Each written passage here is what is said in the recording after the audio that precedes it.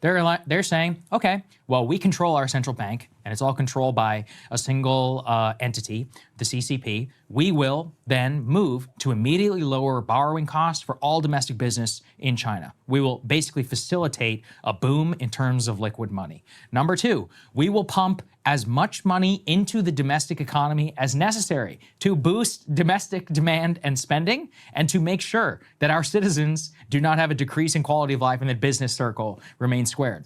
Those are all of the things that they are doing and can do like this. Yeah. All of those, we have to rely on some, sage in the Federal Reserve to wake up from his nap 3 months from now. Hope and pray. We also, if we want any stimulus, what do we have to wait for? Mike Johnson. Yeah, I'm sure we're going to get on top of that tomorrow. They're going in the opposite direction. They're actually going to cut spending. Right, yeah. Exactly. So let's think about who you would rather be. Would you rather be the person who has full control over your entire economy, has deeply studied its enemy, who has studied now 4 years of stupid sanctions on Russia, which is the greatest training playbook in the history of mankind for the Chinese? Or would you rather be, we just had this, or you're going to hear a segment with Andrew Chen, the country which mindlessly scrolls TikTok and which buys Shein and Temu products and is literally addicted to it.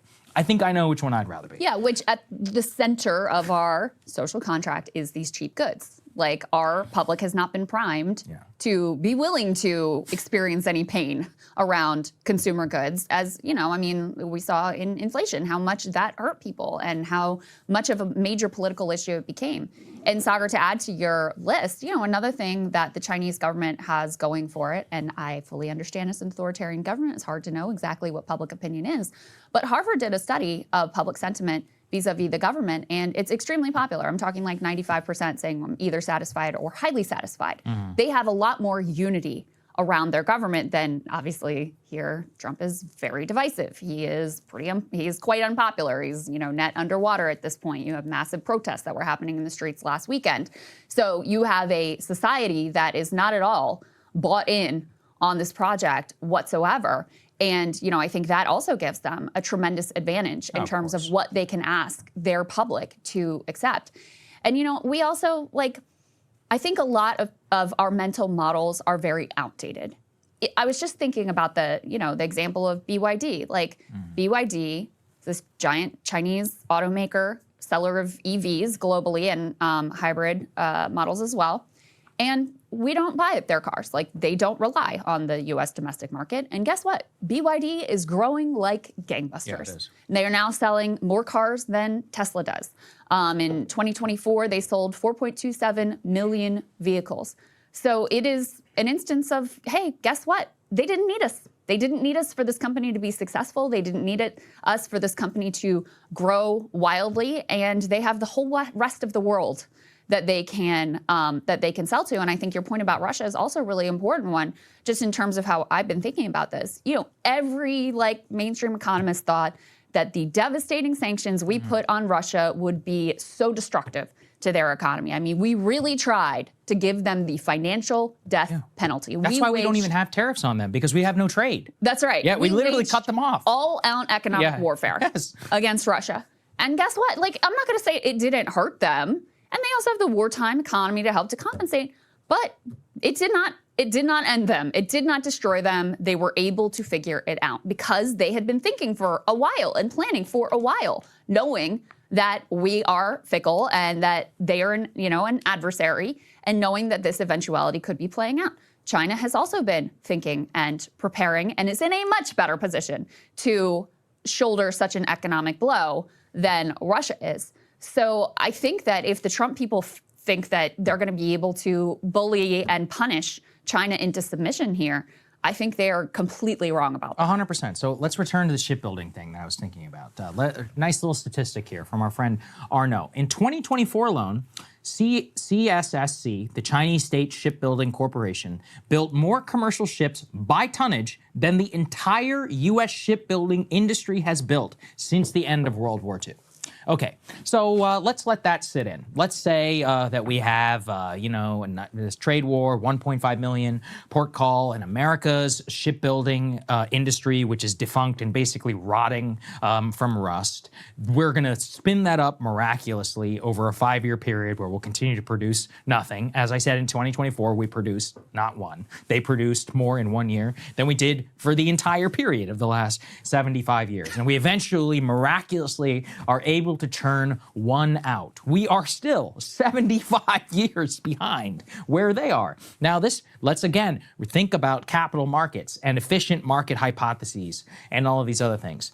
I will remind you of my favorite stat from Joe Weisenthal. The Chinese Stock Exchange in Shanghai is flat to 2009. We are up over, even with the dip, some 100 to 80% just over the last 5 years. Are you more materially wealthy as a country by having that 80% bump in the S&P 500? Obviously, no. We are a massive service-based dominated economy. And I agree, of course, with the idea of bringing back manufacturing. However, you cannot just simply flip a switch. The amount of money it would require to reach even 10% of the CSSC's shipbuilding capacity would make Mike Johnson and Rand Paul have a heart attack. That's just to reach 10%.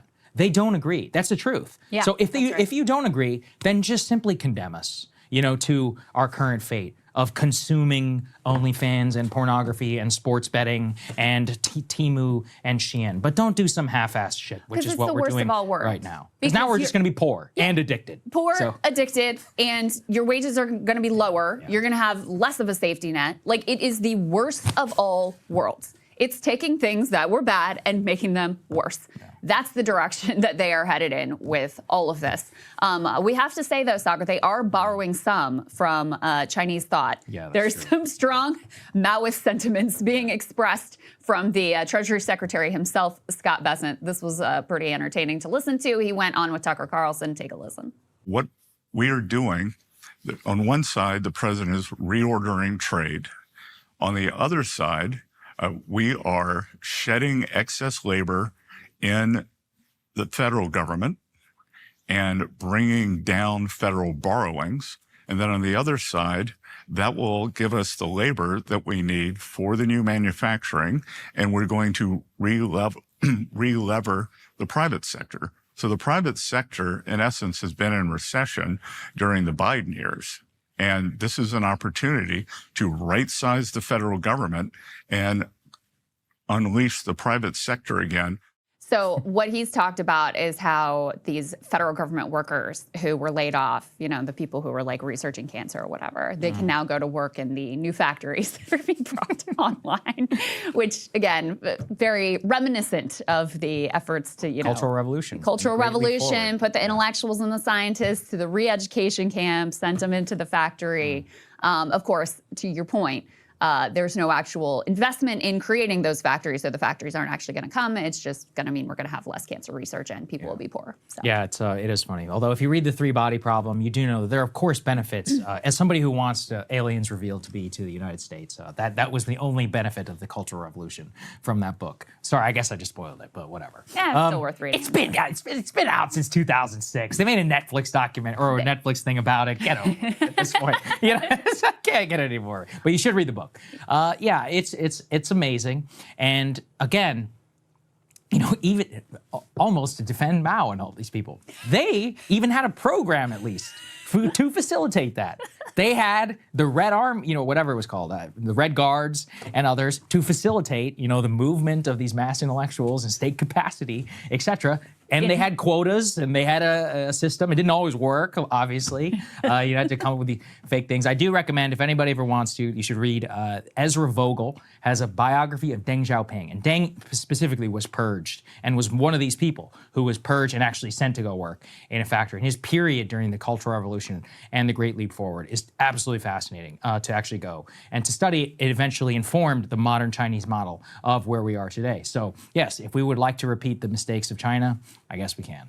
Maybe our Deng is somewhere out there. He's a fired NIH worker who will be stitching, screwing the tiny little screws. Yeah, the little screws into the iPhones. 15 years from now, he will come and save us, or she. So. Well, he's going to be replaced by robots. So anyway, That's right. Also according to Lutnick. Maybe we need an AI ding job. Honestly, we could do worse than AI ding job. Listen, I'm coming around to the view that maybe we do need to just accept our fate with the AI overlords, because the current human model is not going also all that great in my personal estimation. But I mean, joke, look, people. for I me- believe in humanity. It's a joke. I believe in humanity. I believe in